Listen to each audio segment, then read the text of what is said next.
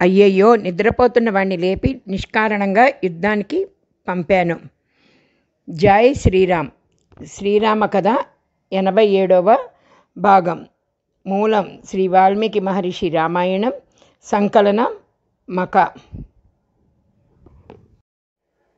రావణాసురుడు ఆజ్ఞ మేరకు నిద్రపోతున్న కుంభకర్ణుని నిద్రలేపడానికి ఎందరో సైనికులు ఆయన యొక్క సైనాగారానికి ప్రవేశించారు.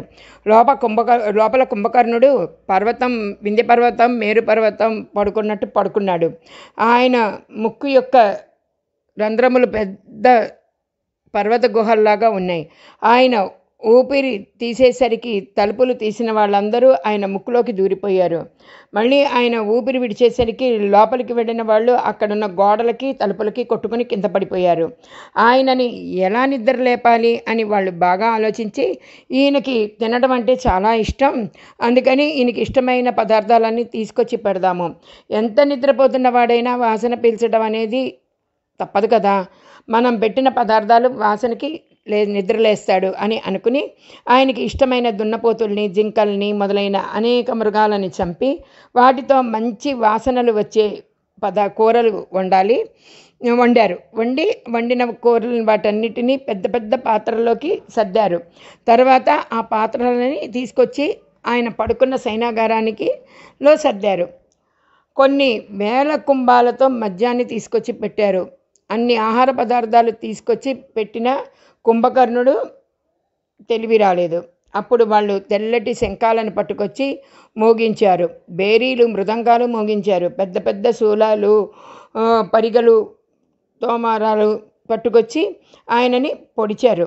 ఆ కుంభకర్ణుడు చేతుల్ని కొన్ని వందల మంది రాక్షసులు ఎత్తి కింద పడేశారు. తర్వాత వాళ్ళు ఏనుగుల్ని, కంచరగాడిదల్ని, ఎద్దుల్ని, ఒంటెల్ని తెచ్చి ఆయన శరీరం మీదకి తోలారు. అవి ఆయన శరీరం మీదకి ఒకవైపు నుండి ఎక్కి మళ్ళీ ఇంకో వైపు నుండి దిగుతున్నాయి. వాళ్ళు అన్ని వేసిన కుంభకర్ణుడు మాత్రం చలించకుండా అలానే నిద్రపోతున్నాడు. తర్వాత వాళ్ళు బాగా చల్లగా ఉన్న నీటి కడవల్ని తీసుకొచ్చి ఆ నీటిని ఆయన చెవుల్లోకి పోశారు. ఇంకా లాభం లేదనుకుని ఆ రాక్షసులు ఆయన చెవుల్ని కొరికెయ్యటం మొదలెట్టారు. తర్వాత పర్వతం అంత ఎత్తు బరువు ఉన్న 1000 ఏనుగుల్ని తీసుకొచ్చి ఆయన శరీరము మీదకి ఎక్కించారు. ఆ ఏనుగులు తన శరీరం మీద తిరుగుతుంటే కుంభకర్ణుడికి కొంచెం తెలివచ్చినట్టు అనిపించింది. ఈయన మళ్ళీ కునుకులోకి వెళ్ళిపోతాడేమో అని అక్కడున్న రాక్షసులు వెంటనే బేరీలు, మృదంగాలు, శంఖాలు మ్రోగించారు. కొంతమంది పెద్ద పెద్ద కేకలు వేస్తున్నారు. కొంతమంది పెద్ద పెద్ద కర్రలతో, శూలాలతో ఆయనని పొడుస్తున్నారు. అక్కడున్న రాక్షసులందరూ కలిసి ఒకేసారి గట్టిగా అరిచారు. అప్పుడు ఆ కుంభకర్ణుడు మెల్లిగా కన్నులు తెరిచి 2 చేతులతో కళ్ళు నులుపుకుని పెద్దగా ఆవలించాడు. ఆయన నిద్రలేస్తూనే అక్కడున్న పాత్రలో ఉన్న మాంసాహారాన్ని అంతా తినేశాడు. ఆ పక్కన ఉన్న కళ్ళును కూడా తాగేశాడు.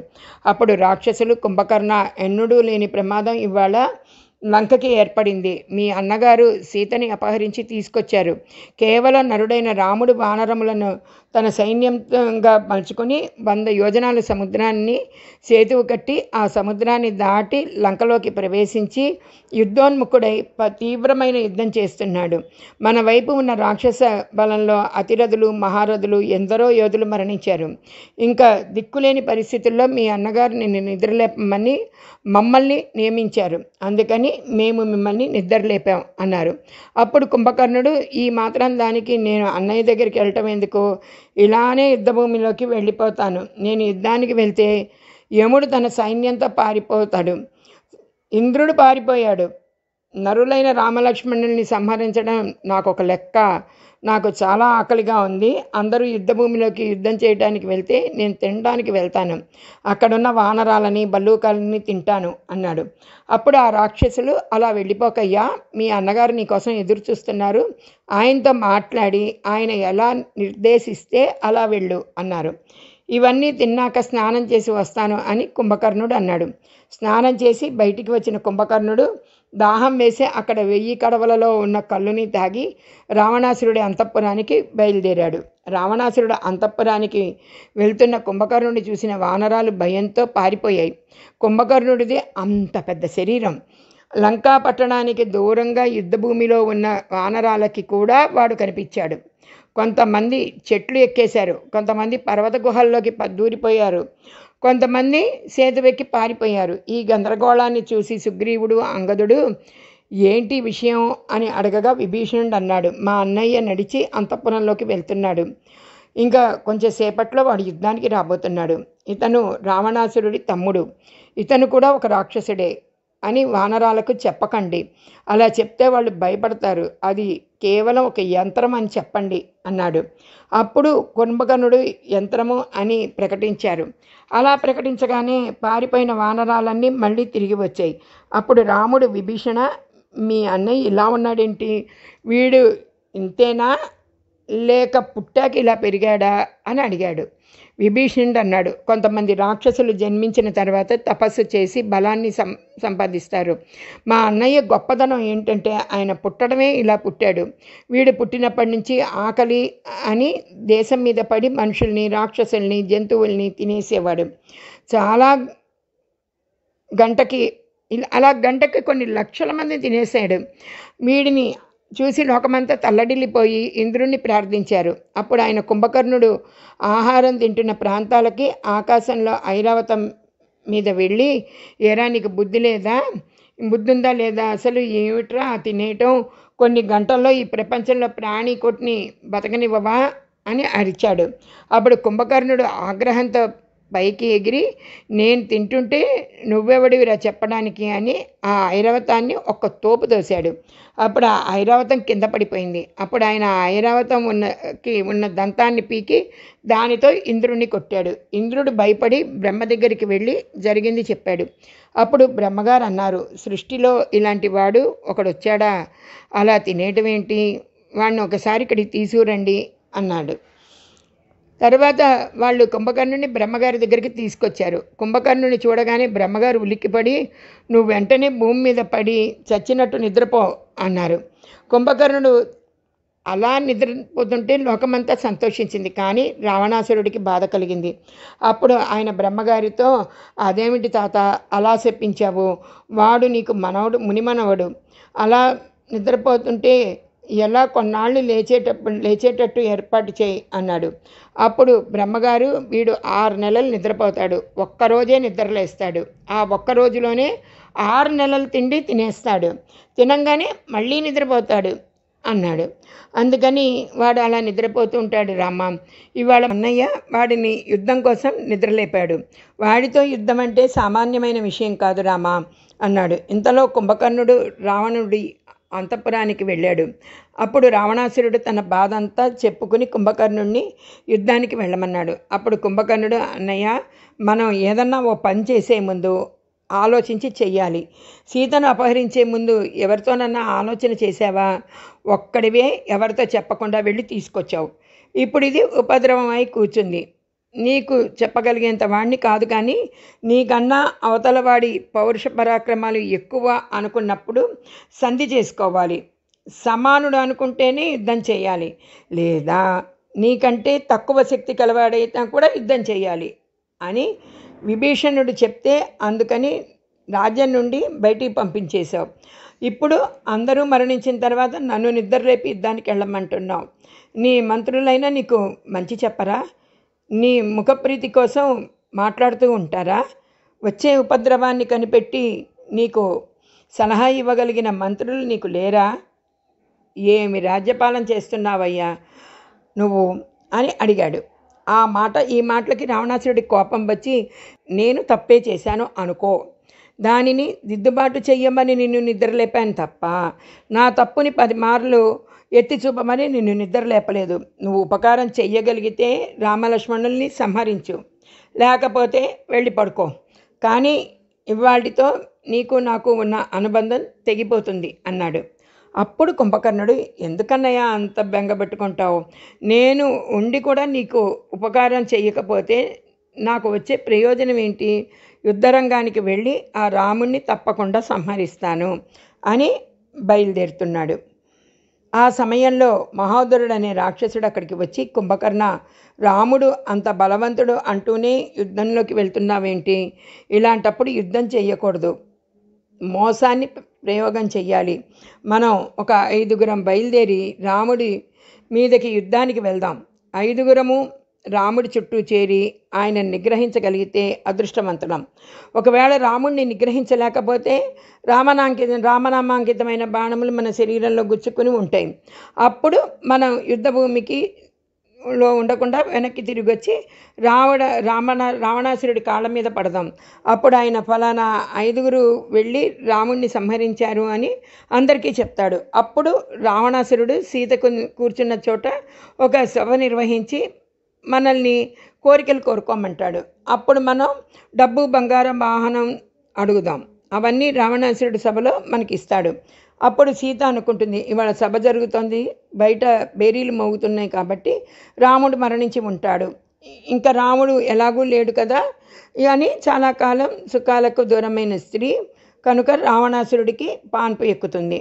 అప్పుడు రావణాసురుడి కోరిక తీరుతుంది అన్నాడు. అప్పుడు రావణాసురుడు ఈ మహోదరుడికి రాముడితో యుద్ధం అంటే భయంలా, అందుకని ఇలాంటి నాటకాలన్నీ చెప్తున్నారు అని అన్నాడు. అప్పుడు కుంభకర్ణుడు, మీరెవరూ రానక్కర్లేదు, నేనొక్కడినే వెళ్తాను అన్నాడు. అప్పుడు రావణాసురుడు, నువ్వు ఒక్కడివే వెళ్ళొద్దు, రాక్షస సైన్యాన్ని తీసుకువెళ్ళు అని చెప్పి కుంభకర్ణుడి మెడలో ఒక మాల వేశాడు. అప్పుడు కుంభకర్ణుడు మంచి ఉత్తరేయం వేసుకుని ఒక మంచి పంచె కట్టుకుని శూలాన్ని పట్టుకుని యుద్ధానికి బయలుదేరాడు. ఆయన వెనకాల కొన్ని లక్షల సైన్యం అనుగమించి బయలుదేరింది. యుద్ధభూమిలోకి వచ్చిన కుంభకర్ణుణ్ణి ఆ వానరాలు యంత్రం అనుకుని చూస్తున్నారు. హనుమకి, సుగ్రీవుడికి, సుసేనుడికి, గంధమాదనుడికి, నీలుడికి, మైందుడికి మొదలైన నాయకులకి వస్తున్నది యంత్రము కాదు, కుంభకర్ణుడు అని తెలుసు. అందుకని వాళ్ళు పెద్ద పెద్ద పర్వతాలు, శిలలు, చెట్లు పట్టుకెళ్ళి కుంభకర్ణుడిని కొడుతున్నారు.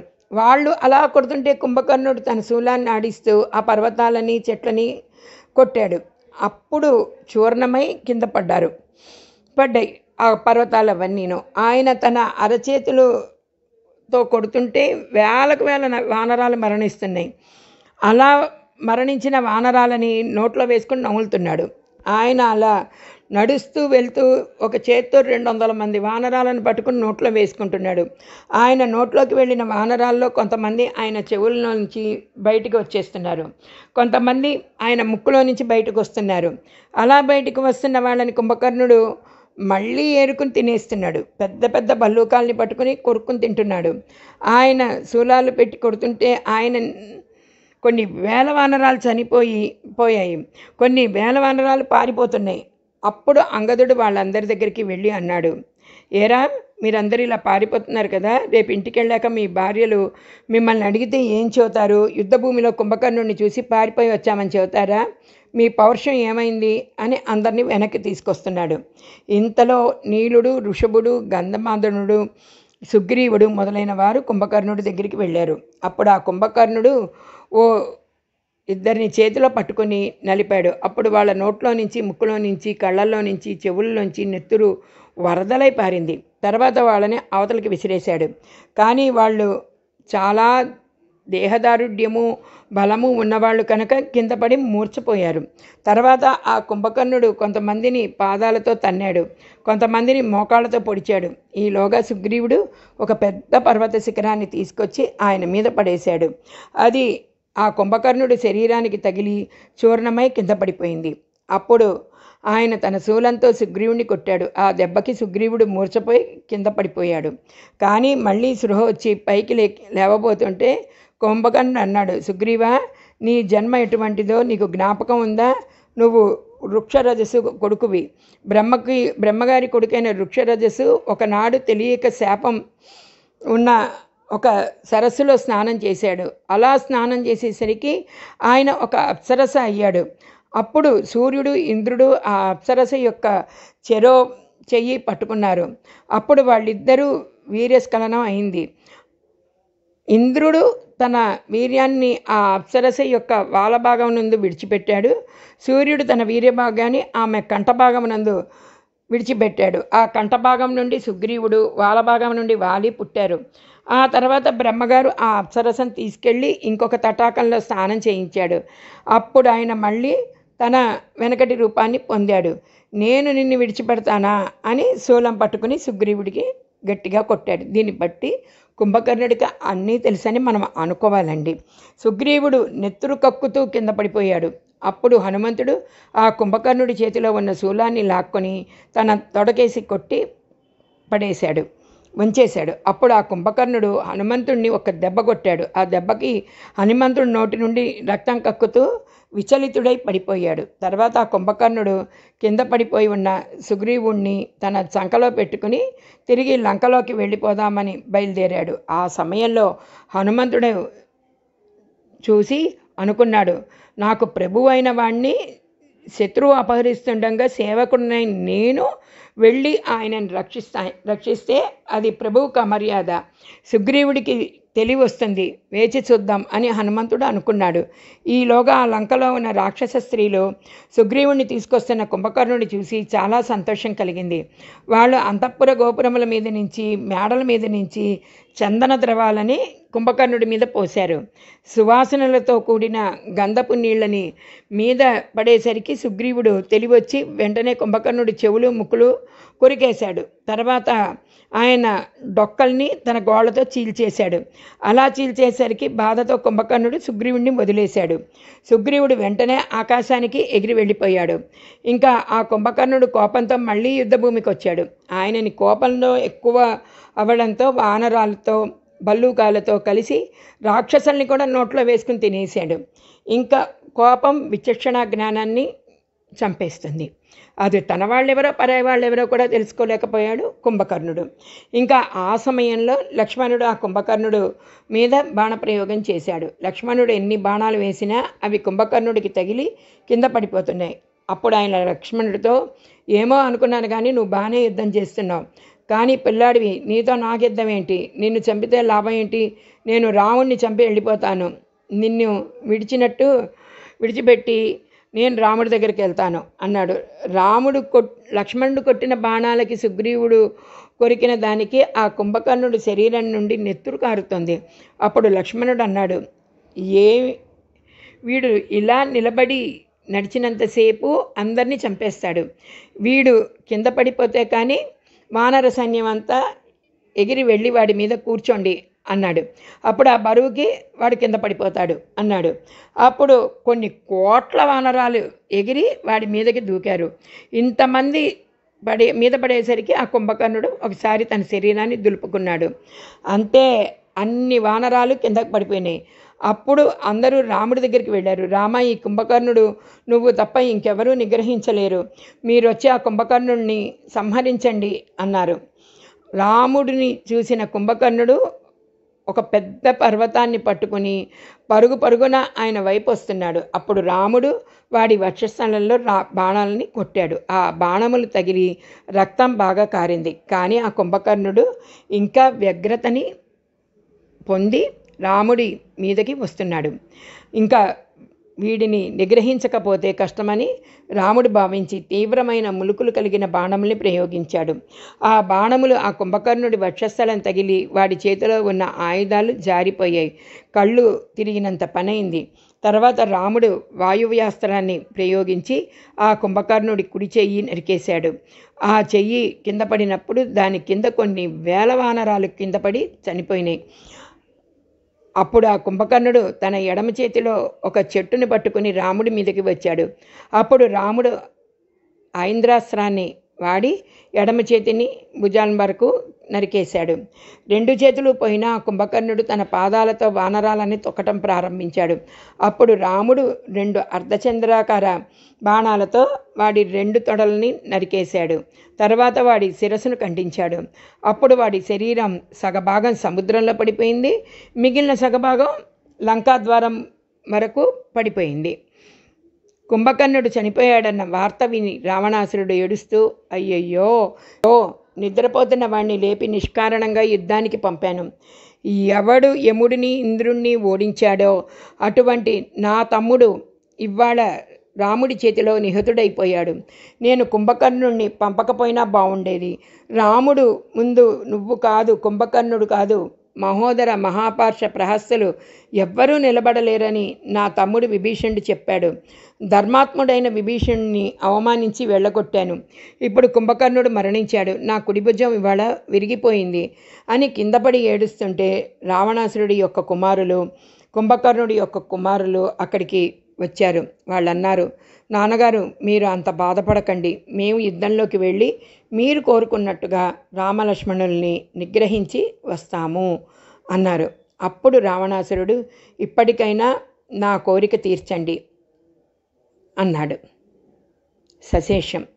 వ్యాఖ్యాత మీనా.